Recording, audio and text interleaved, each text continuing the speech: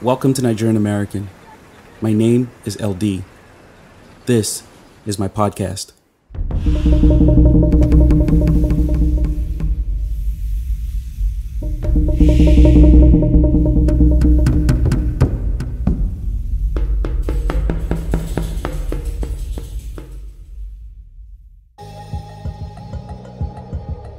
In a previous episode about cultural evolution, I talked about why I don't like the identity prefixes that are attached to non-white Americans. I also explained why my podcast is titled Nigerian American, and why I only consider myself Nigerian American because most of the experiences that shaped who I am today have been mostly between the two countries. I also talked about how I prefer to find commonality rather than difference in cultures, races, traditions, and such, because I believe the less we focus on our differences, the more we'll learn to respect and regard one another. My idealistic dream is that one day in the future, we would all seek to connect as humans first, before age, race, religion, sex, nationality, or sexual orientation. I believe the world would be a much better place if this was the attitude of most humans that inhabit this planet. If we could all just stop for a second and realize that we are all the same species with the same basic needs.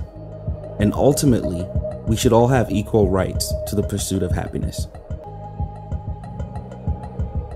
Focusing on difference causes us to remain in an us versus them mind state, and people who seek to keep us divided continuously use it, consciously or unconsciously, to ensure that we never see eye to eye. And a failure to unite means we can't accomplish a lot together. I feel like there's more than enough resources on the planet to support our current population, and comfortably. The extremes we experience globally in war, famine, sickness, and hunger still exists mostly due to a lack of compassion for other humans. And it is this way because we're constantly in an us versus them state of mind. People talk about racism as one of the biggest inequality issues, but I think it goes far beyond racism. Religion, nationalism, tribalism, sexism, classism, and many other social mechanisms contribute to the discrimination, bigotry, and the prejudices that reinforce our us versus them biases. These biases allow supposedly good, kind, and God-loving humans to sit idly by while children starve to death. I guess as long as it's not our children, why should we care, right? These same supposedly God-fearing people demand that we close our borders to men, women, and children who are fleeing from conflicts that we sometimes, consciously or unconsciously, allow to happen or even encourage. And to be clear, I'm not talking about America alone. I'm talking about all of humanity. And as long as we continue to ignore the plights of other suffering humans, we're all guilty of the same crime. We all really are a bunch of hypocrites. Oh, and we like to point fingers a lot. Oh, us? Oh, we're the good people. We're the good guys. It's them. They're the crazy ones. We won't be able to have peace until we kill every last one of them. Those Christians, those Muslims, those gays, those Russians, those terrorists, those infidels, those North Koreans, those Black Lives Matter protesters, those white supremacists. There's always something about our differences that has us constantly on the edge of nuking one another. And interestingly, we always think it's someone else that's crazy. I hear Africans in Africa talking about racism in America and cursing the white man for treating their African American brothers and sisters unfairly. Yet, the same Africans turn around and practice xenophobia and genocide against their fellow black Africans. Like, bruh, how are you different from the white man you're criticizing? Maybe even worse, to be quite honest. At least the white man has a skin color excuse, as stupid as that is, but what's yours? Different language? Different political party? Really? But nah, people don't like to have this conversation. It's unpopular. That's that, brother, let's not criticize ourselves in front of others, okay? Anyway, that's not the focus of this episode. In this episode, I want to talk about an experience that is quite common to Black immigrants of the United States. To be clear, when I say Black immigrant, I mean immigrants to the United States that are of African descent. They could be from continental Africa or the Caribbean. And when I say African American, I mean Black Americans whose ancestry in the United States is over 3 generations deep. I choose to use those qualifications, Black immigrant and African American, not because I like them, but for the purpose of this conversation and to distinguish between 2 groups of humans who are originally from the same continent, but at different times in history and over many generations have found themselves on different sides of the ocean, and somehow reuniting at a time when they barely recognize each other. They're being reunited at a time when they've been told many unflattering stories about each other, stories that reinforce difference and unfavorable stereotypes. Unfortunately, being brothers and sisters genetically isn't enough of a reason to seek commonality between themselves. The society and everything around them tells them to focus on their differences and find reasons to further despise each other. What I want to talk about today is a popular notion among Africans and other races in America that Black immigrants in America are more educated, more hardworking, and generally more ambitious than their African American counterparts. I've had conversations with friends, co-workers, and business colleagues who credit my level of education and my attitude to work and my business resourcefulness to the fact that I'm originally from Africa. For someone who's recently migrated to the United States and is seeking integration, it sounds like a compliment. I remember the first few times someone said that to me. I welcome the idea of being considered an exception to the negative stereotypes attached to Black people in America. It's easy for you as a Black immigrant to embrace the idea. You've been told the same story about African Americans a million times, even before you got here. So when you finally land in America, the minute someone suggests that you're different, it's like a breath of fresh air. I know Black immigrants who tell anyone who cares to listen where they're from. Oh, I'm Ethiopian. Oh, I'm Nigerian. Oh, I'm Jamaican. Not necessarily out of pride for their country of origin, but because they believe it'll help differentiate them from African Americans. In episode 1, I talked about my first time in New York and how the culture shock I experienced heightened my preconceived stereotypes about African Americans and how it took time to get over it. As an immigrant, it's very easy to believe the stereotypes. All you need is a picture that reminds you of something you've learned from TV. And a lot of it immediately feels true to what you've been told about who the African American is. The lazy, uncultured, aggressive, and dangerous Black male who, when not being usefully athletic, is a constant threat to society. The angry Black woman who can't keep a home together. Promiscuous single mothers.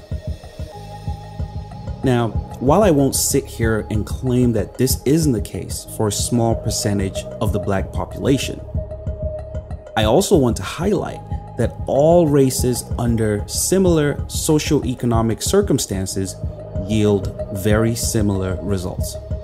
It has nothing to do with race. It's also a matter of how the story is told and who's telling it.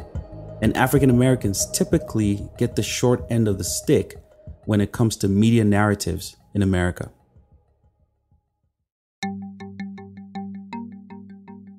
Now here's a simple example of what I mean. There was a crack cocaine problem of mostly impoverished inner city neighborhoods across America in the mid to late 80s, as compared to the opioid problems affecting more of the rural areas of the country today. With crack cocaine, it mostly affected poor African Americans. Crack is a form of cocaine that can be smoked. It is essentially powdered cocaine mixed with water and baking soda, and then it's dried into a solid mass, which is then cracked into rocks that are smoked. It offers a short but intense high and is commonly used as a recreational drug. It is very addictive and poses significant health risks to users, including death from overdoses. Crack cocaine tore many families apart at the time. Many lives cut short, and a wealth of potential was lost on a generation of mostly young African Americans. Today, there is another drug problem, the opioid problem, which affects mostly white Americans. The problem here is the use of prescription and non-prescription opioid drugs like Percocet, Vicodin, or fentanyl, which is synthesized to resemble heroin. It offers a short but intense high and is commonly used as a recreational drug. It is very addictive and poses significant health risks to users, including death from overdoses. And just like crack cocaine, families are being torn apart, many lives cut short, and a wealth of potential is being lost on a generation of mostly young white Americans. Now, pay attention to how these two very similar problems are addressed by politicians and the media. The crack cocaine problem mostly affected African American communities and was labeled an epidemic. Addicts were called crackheads or junkies, and to many politicians at the time, they all belonged in jail. Black drug addicts were dispensable. In 1986, the U.S. Congress passed the Anti-Drug Abuse Act, establishing mandatory minimum sentences for those convicted of having specific amounts of cocaine. Mysteriously, the sentences were much tougher for crack cocaine than powder cocaine cases, which disproportionately affected African Americans. The Anti-Drug Abuse Act created a 100-to-1 sentencing disparity for the possession or trafficking of crack when compared to the penalties for trafficking of powder cocaine. Hundreds of thousands of African Americans across the country ended up with prison records because of minor drug violations, a legacy that continues to contribute to the decay of poor urban communities to this day. Now, once you get a prison record in America, securing any kind of employment at all becomes a really huge challenge. And desperation causes a lot of people with prison records to go back to illegal options in order to get by. And because of this, most ex-cons end up back in jail. The more dangerous it became to traffic drugs, the more violent the traffickers got, resulting in a huge population of African American families being shattered due to murders and arrests. In the end, treating black drug addicts like criminals had as much, if not more, of an adverse impact on African American communities as crack cocaine did. Today, there's an opioid problem, and it's ravaging large parts of the American population. This time, the face of the problem has been mostly white America, with massive increase in drug overdoses among young white adults, often in rural areas. Though very similar to the crack cocaine problem of the 80s, the opioid problem is being addressed very differently. Earlier today, President Trump talked about the opioid epidemic and signed a national public health emergency declaration. The president said the drug problem has been developing for a long time and that it will continue to get worse before getting better. But the declaration will be the start of a nationwide effort to combat addiction problems. The resolution in the 80s was a message that America could arrest its way out of the problem. Drugs are menacing our society. They're threatening our values and undercutting our institutions. They're killing our children. From the beginning of our administration, we've taken strong steps to do something about this horror. Tonight, I can report to you that we've made much progress. 37 federal agencies are working together in a vigorous national effort. And by next year, our spending for drug law enforcement will have more than tripled from its 1981 levels. We have increased seizures of illegal drugs. Shortages of marijuana are now being reported. Last year alone, over 10,000 drug criminals were convicted, and nearly $250 million of their assets were seized by the DEA, the Drug Enforcement Administration. Today, there's a new epidemic, smokable cocaine, otherwise known as crack. It is an explosively destructive and often lethal substance which is crushing its users. It is an uncontrolled fire. And drug abuse is not a so-called victimless crime. Everyone's safety is at stake when drugs and excessive alcohol are used by people on the highways or by those transporting our citizens or operating industrial equipment. Drug abuse costs you and your fellow Americans at least $60 billion a year. What was applicable then was a war on drugs and a crackdown on crime. What we're seeing now is a very different response. Now that we've got a drug addiction problem that's disproportionately affecting white Americans. What we had back then was described by politicians and the media as a drug epidemic that needed a crackdown. Today, it's considered to be a public health emergency, and white suburbanites are lobbying state officials to help solve a problem that is ruining young people's lives. Rallies are being held on state house lawns, urging elected officials to treat their addicted children with dignity. This was not the attitude when it was young African Americans that were addicted to crack cocaine. No one seemed to care about those urban crackheads. The chants back then were more about eliminating the threat and locking them all up. Now here's some data. Of all deaths in 2015 from opioid and heroin overdoses nationwide, about 90% of those affected were white Americans. African Americans accounted for little more than 8%, according to the U.S. Center for Disease Control and Prevention. More than 64,000 Americans died from drug overdoses in 2016, according to the U.S. Centers for Disease Control and Prevention. There were fewer than 5,000 recorded in 1988, around the height of the crack cocaine problem. It's on record that heroin and other opioids are driving the deadliest drug epidemic in U.S. history. Now, here's a problem with media and stereotypes. I don't care what part of the planet you were in the late 80s and early 90s. You were aware of the drug problems of America, and it had an African American face. Movies, documentaries, news headlines, they were all filled with them. The story that was told to the world was that African Americans were mostly no good drug traffickers or addicts that had equal opportunities as other Americans, but often chose a life of crime. And we all believed it. Today, even though the drug problem is at its deadliest in U.S. history, the story is different because of who is affected. There are documentaries and a few news articles, but the rest of the world has no clue about the devastation of drug addiction or who is using the most. The impression outside of America is definitely not that white Americans are drug addicts. I mean, you get the point I'm trying to make.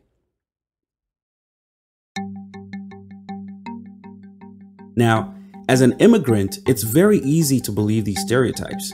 All you need is a picture that reminds you of something you've learned from TV. And a lot of it immediately feels true.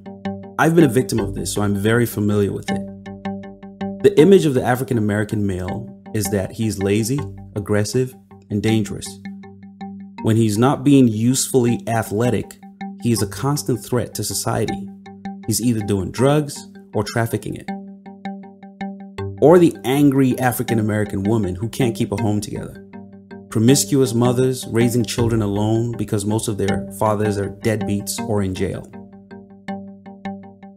No one ever stops to ask why. Why did the politicians decide to criminalize and incarcerate victims of drugs when it affected mostly African Americans, leading to many families being forcefully torn apart, hereby creating a culture of repeat offenders who obviously find it much harder to earn an honest living after being incarcerated, and the single mothers that they all leave behind? Why isn't anyone asking for the heroin addicts and victims of similar drug problems today to be incarcerated? Why isn't that a statistic that comes up in conversations? Why do we all just assume that African American stereotypes are true? It's because we've been told so. And it unfortunately makes us blind or disregarding of the African American struggle. Look, my point here is simple. It's very easy for you to look at things on the surface and believe what you've been consciously or subconsciously told by the media. But I encourage you to dig a little deeper, and you will find that race or nationality is not what determines an individual's outlook, level of ambition, or criminal tendencies. Social and economic conditions is. And as long as there is an imbalance of social and economic justice and a level playing field for African Americans in the US, the statistics that feed the stereotypes will remain.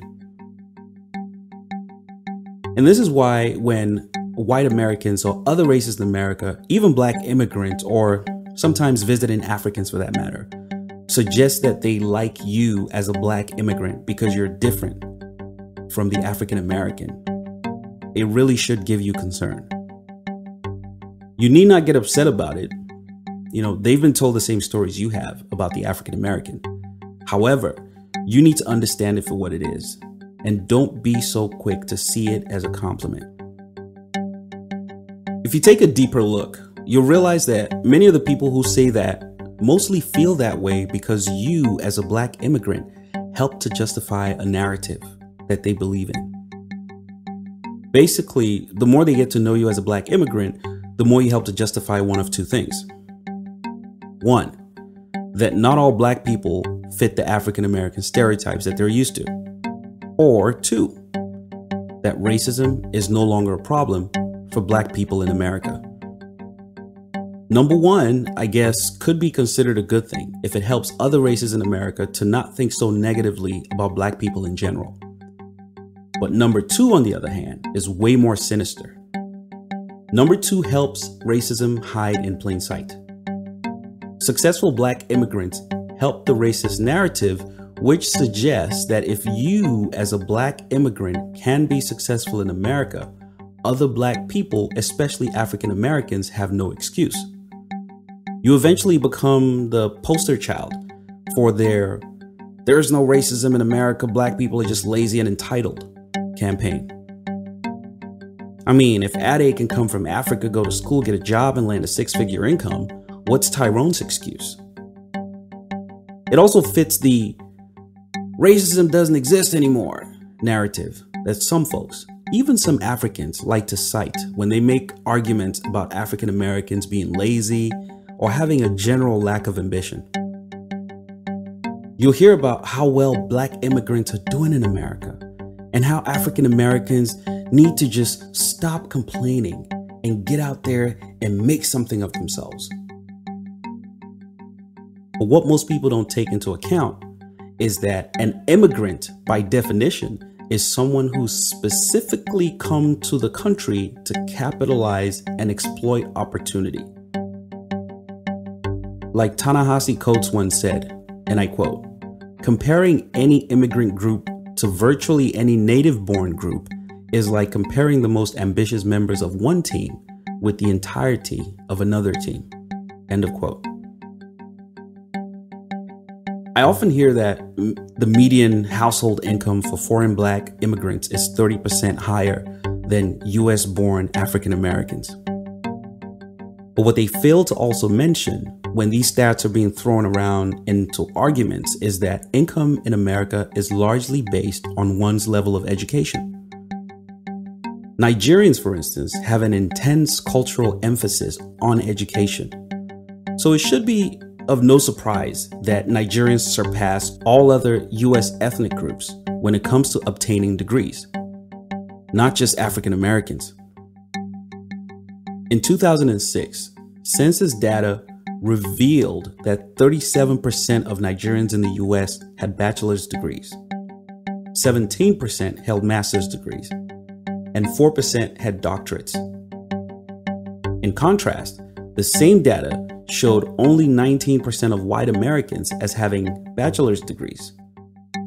Only 8% held master's degrees, and only 1% held doctorates. Nigerians are not just the most educated black immigrants. Nigerians are the most educated, period. And of course, Nigerian immigrants to the United States will be the highest performing at education. Education is virtually the only way out of poverty in Nigeria. The more of it you have, the better your chances at success. So education is priority number one for the average Nigerian family. Nigerians will use whatever resources we have to acquire as much education as we can. That's how a lot of Nigerians migrate to the US in the first place.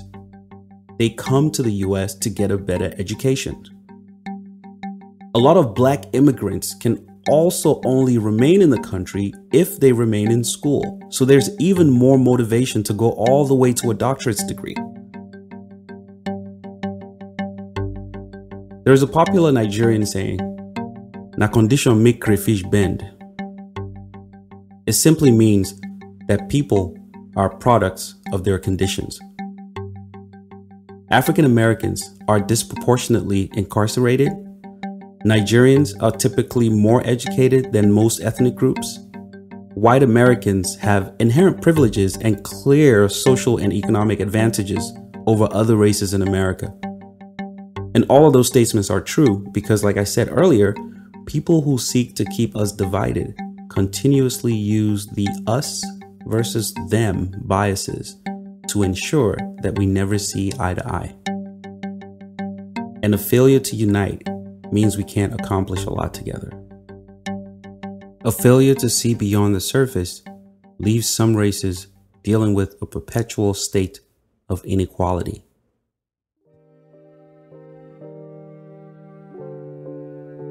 I hope that I have somehow planted a seed in your mind, if you're a Black immigrant, on why you shouldn't take that "you're not like them" comment to always be a good thing. You could be helping to hide a problem that sincerely needs to be fixed. And not by any one group or race, but by all of us. Because it's our collective responsibility to fix it. And to everyone listening to this, I hope that you begin to realize that we are all humans first, before race, religion, language, or nationality. And that if we would just take a step back and attempt to treat every human with the same level of dignity and care, that there will be less pain, less poverty, less crime, less hunger, and less suffering for all humans. Thank you for listening to this episode of Nigerian American. Please feel free to subscribe and share this podcast. You may reach us by our email, Nigerianamericanpodcast@gmail.com. My name is eLDee.